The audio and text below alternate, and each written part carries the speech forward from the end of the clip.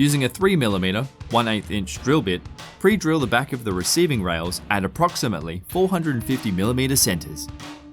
Screw the bottom caps onto the rails using two 8x30mm countersunk screws through the pre-drilled holes of the cap into the screw channels of the receiving rails.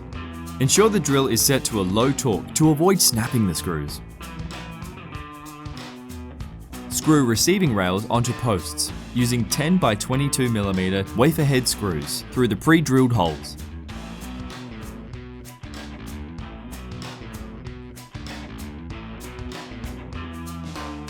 Insert the first slat into the rail at an angle and tap both ends down to the bottom cap.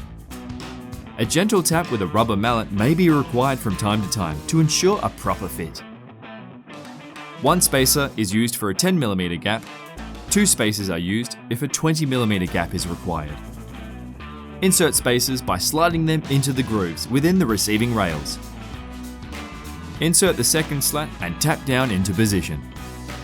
Continue inserting spacers and slats until the panel is complete.